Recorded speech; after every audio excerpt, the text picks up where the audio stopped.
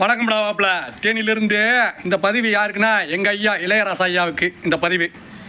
இப்போ வந்து எங்கள் அண்ணன் ஏகே அஜித்குமார் அண்ணன் வந்து படம் வந்து பயங்கரமாக கிட்டாகி போச்சு. அந்த பாட்டு ஒன்று ₹1 ஒரு ஓலைக்கு போட்டு இருந்தாரே ஒத்துக்கிட்டு வாடி நம்ம ஓட பக்கம் போவோம். இதை யாரை ஞாபகப்படுத்தி விட்டுருக்காரு? யாரை அந்த படத்தில் ஞாபகப்படுத்தி விட்டுருக்காரு? எங்கள் ஐயா இளையராசா ஐயாவை. இன்றைக்கி பட்டி தொட்டி பூரா பாட்டு கேட்குதுன்னா அந்த பாட்டு பலபடியும் வந்ததில் எங்களுக்கு ரொம்ப பெருமையாக இருக்குது தேனிக்கில். இன்றைக்கி நம்ம என்ன போட்டிருக்கீங்க ஐயா இளையராசா ஐயா? அந்த பாட்டுக்கு 5 கோடி லட்சத்து கேட்டிருக்கீங்க. இது நல்லாவா இருக்குது? இன்றைக்கும் பலபடியும் எங்கள் இளையராசா ஐயா வந்துட்டார் மீண்டும் அப்படின்னு அந்த பாட்டை பார்த்து நாங்கள் சந்தோஷப்பட்டோம். எங்கள் தலை படத்தில் எங்கள் ஏகே அஜித்குமார் அண்ணன் படத்தில் இந்த பாட்டு வந்துச்சேன்னு நான் ரொம்ப சந்தோஷப்பட்டுருந்தேன். ஆனால் ஒரு போஸ்ட் போட்டிருக்காங்க, இளையராசா ஐயா வந்து இந்த பாட்டுக்கு வந்து நஷ்டீடு வந்து 5 கோடி கேட்டிருக்காருன்னு. என்னங்க இது? உங்களை கேட்காம அந்த பாட்டை வெளியேற்றுவாங்களா? அம்மந்தட்டி படம் வெற்றி படமாக இப்போ ஓடினால நீங்கள் கேட்குறீங்க. இதே தோல்வி படமாக இருந்துச்சுன்னா நீங்கள் கேட்பீங்களா? கேட்க மாட்டீங்க. பண்ணப்புறத்தில் இருக்கீங்க, நம்ம ஊர் தேனி மாவட்டம் பண்ணப்புறம். அது நல்லா தெரியும். நான் வருஷம் அந்த இளையராசா தாயை போய் பார்த்துட்டே வரேன். இன்றைக்கும் அந்த பாட்டு கிட்டான யாருன்னா நம்ம கிராமத்துக்குள்ளே ஆண்டி வெட்டி உசுலம்பட்டி தேனி அள்ளி நகரம் இந்த பாட்டெல்லாம் பாடிக்கிட்டு இருக்கியா திருவிழாவில். நீங்கள் என்னன்னு பார்த்தா 5 கோடி பணம் கேட்குறீங்க. எனக்கு ரொம்ப ஒரு தல ரசிகராகவோ இருக்கேன் நான். எனக்கு மனசு ரொம்ப வேதனைங்கய்யா. அதெல்லாம் கேட்கவே கூடாது. ஏன்னா நம்மளை மீண்டும் இளையராசா ஐயா வந்துட்டாருன்னு நாங்கள்லாம் சந்தோஷப்பட்டுக்கிட்டு இருக்க நேரத்தில் வந்து நீங்கள் நஷ்டீடு 5 கோடி கேட்டது பெரிய தப்புயா. உங்களை கேட்காம பெரிய படத்துக்காரவங்க எப்பயுமே இந்த பாட்டை இறக்க மாட்டாங்க. சினிமா படம் எடுக்கிறோம்னா இப்போ வந்து வணக்கம்டா மாப்பிள்ள அப்படிங்கும் போது ஒரு படம் எடுக்கிறப்பயே என்னை ஃபோன் பண்ணி கேட்டாங்க, ஐயா இந்த படம் நாங்கள் தமிழில் தான் பேர் வச்சுருக்கோம், இதை எடுக்கவான்னு கேட்டாங்க. எடுங்க அப்படின்னு தான் நானும் சொல்லியிருந்தேன். எப்போ 2019 வணக்கம்டா மாப்பிள்ளன்னு ஒரு படம் கூகுளில் போய் அடிச்சிங்கன்னா தெரியும்.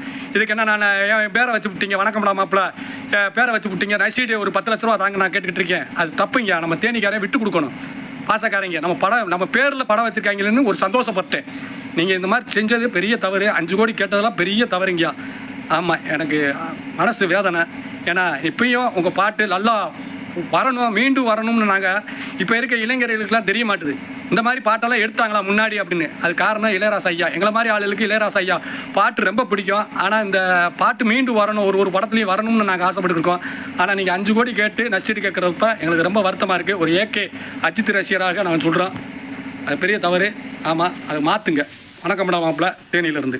இளையராஜா சார்லாம் என்ன நினைச்சிக்கிறாருன்னா, நான்லாம் வந்து டப்பா எடுத்து தட்டினாலே மக்கள் ரசிப்பாங்க, மூலத்தை எடுத்து வாசிச்சாலே மக்கள் ரசிப்பாங்கன்னு நினைக்கிறாரு. But that's not the scenario. இப்போ இல்லை டிடியில் வந்து டிடியில் பழைய அந்த தூர்தர்ஷன்லாம் நாடகம் போடுவாங்க பார்த்துருக்கீங்களா?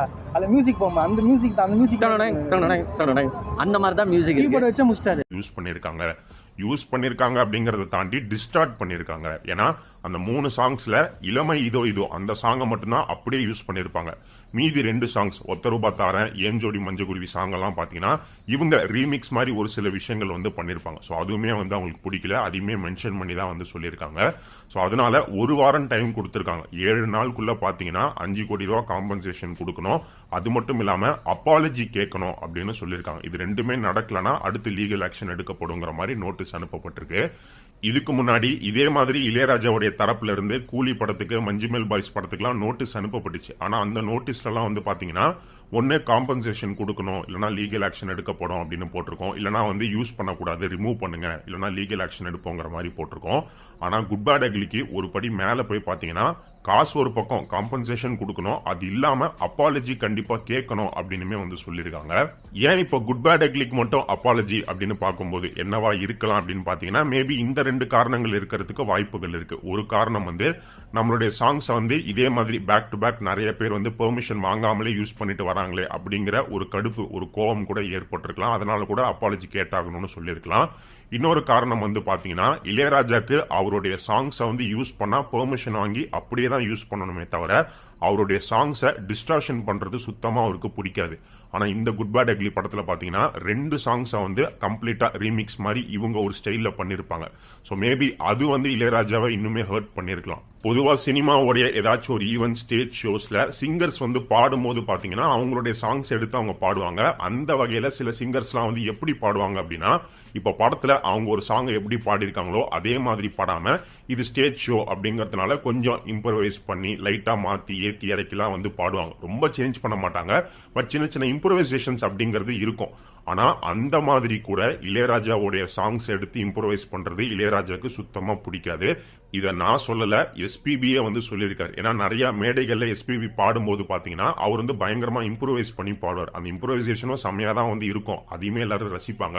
பட் இருந்தாலும் இளையராஜாவுடைய சாங்ஸை யூஸ் பண்ணும்போது அவருக்கு அவருடைய சாங் எப்படி கம்போஸ் பண்ணப்பட்டிருக்கோ அதை அப்படியே தான் வந்து யூஸ் பண்ணணும், அதை அப்படியே தான் வந்து பாடணும். பொதுவா ஒரு ப்ரொடக்ஷன் கம்பெனி அவங்களுடைய படத்துல மற்ற படத்தோடைய ஏதாச்சும் ஒரு ஃபேமஸான சாங்கை அவங்க படத்துக்குள்ள யூஸ் பண்ணணும்னா என்ன பண்ணுவாங்க அப்படின்னு பாத்தீங்கன்னா, அந்த சாங்கான ரைட்ஸ் வந்து இப்ப எந்த மியூசிக் லேபிள் யார்கிட்ட இருக்கு அப்படிங்கறத பார்த்து அவங்க கிட்ட பேசி அதுக்கான பிரைசிங்கை கொடுத்து ரைட்ஸ் வாங்கி என்ஓசி வாங்கி படத்துல யூஸ் பண்ணுவாங்க. அப்படிதான் இதுக்கு முன்னாடி மஞ்சுமல் பாய்ஸா இருக்கட்டும், கூலியா இருக்கட்டும், இப்போ குட் பேட் அக்லி, இவங்க எல்லாருமே இப்படிதான் வந்து பண்ணிருக்காங்க அப்படின்னு சொல்லப்படுது. ஸோ ரைட்ஸ் வாங்காம யாரும் படத்துல யூஸ் பண்ண முடியாது, அது யூஸ் பண்ணா பெரிய பிரச்சனையாகும். வாங்கி தான் வந்து யூஸ் பண்ணிருக்காங்க. இந்த மாதிரி ஒரு சாங்கோடைய ரைட்ஸை கொடுக்கறது மூலியமா வர அமௌண்ட்டை மியூசிக் லேபிள் என்ன பண்ணுவாங்கன்னு பாத்தீங்கன்னா, அதுல 1% ஒரு ஷேரை அவங்க எடுத்துக்கிட்டு இன்னொரு ஷேரை அந்த சாங்கை கம்போஸ் பண்ண மியூசிக் கம்போசருக்கு கொடுப்பாங்க. ஸோ மியூசிக் கம்போசர்ஸ் எல்லாருக்குமே ராயல்ட்டி வந்து மியூசிக் லேபிள் மூலியமா தான் வரும். இதை கண்காணிக்கிறது யார் அப்படின்னு பாத்தீங்கன்னா ஐபிஆர்எஸ். ஆனா ஐபிஆர்எஸ்ல மெம்பரா இருக்கணும். மெம்பரா இருந்தா அவங்க வந்து ராயல்ட்டிலாம் கரெக்டா எல்லாருக்கும் போய் சேருதா அப்படிங்கறத செக் பண்ணுவாங்க. அதான் அவங்களுடைய வேலையை. அதுக்கு ஒரு சின்ன ஃபீ அதுல இருந்தே அவங்க எடுத்துப்பாங்க. ஆனா இப்ப இளையராஜாவை பொறுத்த வரைக்கும் என்ன பிரச்சனை அப்படின்னு பாத்தீங்கன்னா, ஐபிஆர்எஸ்ல அவர் மெம்பரா இல்ல. முன்னாடி இருந்தாரு, ஆனா அவங்களுக்குள்ள ஒரு இஷ்யூ பிரச்சனை ஏற்பட்டு அவர் வெளியில வந்துட்டாரு.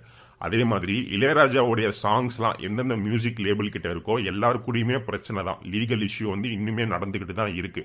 இவருடைய மேக்சிமம் சாங்ஸ் கிட்டத்தட்ட 4500 சாங்ஸ் வந்து யார்கிட்ட இருக்கு அப்படின்னு பாத்தீங்கன்னா, எக்கோங்கிற ஒரு கம்பெனி கிட்ட தான் இருக்கு.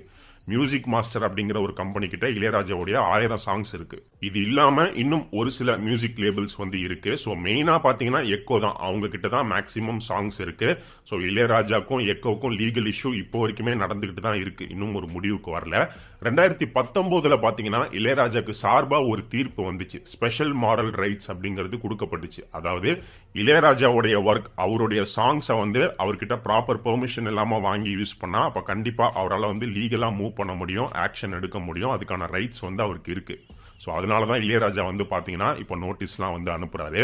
ஸோ ஒரு பக்கம் இளையராஜாவுக்கு ஸ்பெஷல் மாரல் ரைட்ஸ் கொடுத்த அதே கோர்ட் வந்து இன்னொரு பக்கம் எக்கோ கம்பெனிக்கு என்ன சொல்லிட்டாங்க அப்படின்னு பாத்தீங்கன்னா, உங்ககிட்ட இருக்கக்கூடிய இளையராஜாவுடைய 4500 சாங்ஸை நீங்க கமர்ஷியலா எக்ஸ்ப்ளாய்ட் பண்ணிக்கலாம், யூஸ் பண்ணிக்கலாம் அப்படிங்கிற மாதிரி சொல்லிட்டாங்க. இதுதான் பிரச்சனையே. இளையராஜாவுடைய சாங்ஸ் வேணுமா, அப்போ நீங்க இளையராஜா கிட்ட தான் பெர்மிஷன் வாங்கி ஆகணும். அவர்கிட்ட வாங்கினா போதும். இல்லையா, இளையராஜா கிட்ட வாங்க தேவையில்ல, எக்கோ கம்பெனி அவங்க பெர்மிஷன் கொடுத்துட்டாங்கன்னா போதும் அப்படின்னு சொல்லிட்டா பிரச்சனை முடிஞ்சிருச்சு. ஆனா நீங்களும் செல் பண்ணிக்கலாம், நீங்க பெர்மிஷன் கொடுக்கணும், இப்படி சொன்னதுனாலதான் இப்போ ஒரு பெரிய பிரச்சனையா வந்து நிக்குது. இன்னும் கேஸ் நடந்துகிட்டு இருக்கு, இன்னும் ஒரு முடிவுக்கு வராம போயிட்டு இருக்கு. அது இல்லாம இவங்களுக்குள்ள பாத்தீங்கன்னா பல வாதம், பல பிரச்சனை எல்லாம் வந்து இருக்கு. சோ ஒரு ப்ரொடக்ஷன் கம்பெனி வந்து ஒரு சாங்காக 2 பேர்கிட்ட எல்லாம் போக மாட்டாங்க. மியூசிக் லேபிள் கிட்ட போயிட்டு அவங்க கிட்ட காசு கொடுத்து வாங்கி யூஸ் பண்ணணும். இன்னொரு பக்கம் வந்து கம்போசர் அவர் வந்து பெர்மிஷன் கொடுக்கணும். அவர் கொடுக்கலன்னா யூஸ் பண்ண முடியாது. இல்லைன்னா அவர் கேட்கற காசை கொடுத்துட்டு பெர்மிஷன் வாங்கி யூஸ் பண்ணணும். சோ ஒரு சாங்க்கு 2 இடத்துல காசு கொடுத்து வாங்கிலாம் யாரும் யூஸ் பண்ண மாட்டாங்க. யாராவது ஒருத்தர் கிட்ட தான் வாங்குவாங்க. அப்படிதான் பாத்தீங்கன்னா மஞ்சுமல் பாய்ஸா இருக்கட்டும், கூலியா இருக்கட்டும், குட் பேட் அக்லியா இருக்கட்டும், இவங்க வந்து மியூசிக் லேபிள் அப்ரோச் பண்ணி ரைட்ஸ் வாங்கி யூஸ் பண்ணிட்டாங்க. இளையராஜா பக்கம் போகல, அவர்கிட்ட பெர்மிஷன் வந்து கேட்கல. சோ இந்த மாதிரி ஒவ்வொரு தடவையும் இளையராஜா வந்து ஏதாச்சும் ஒரு மூவி டீமுக்கு நோட்டீஸ் அனுப்பும் போது பாத்தீங்கன்னா கண்டிப்பா ஒரு பேடான ஒரு இமேஜ் தான் வந்து பப்ளிக் மத்தியிலே இவருக்கு கிரியேட் ஆகுது. என்ன இவர் இப்படி நடந்துக்கிறாரு, இவர் வந்து இளையராஜாவா இல்ல வசூல் ராஜாவா இப்படி எல்லாம் வந்து சொல்லிக்கிட்டு இருக்காங்க. பட் இந்த கான்ட்ரவர்சி பத்தி, இந்த இஷ்யூ பத்தி நீங்க என்ன நினைக்கிறீங்க, உங்களுடைய ஒப்பீனியன் என்ன அப்படிங்கறத இந்த வீடியோவுடைய கமெண்ட் செக்ஷன்ல சொல்லுங்க.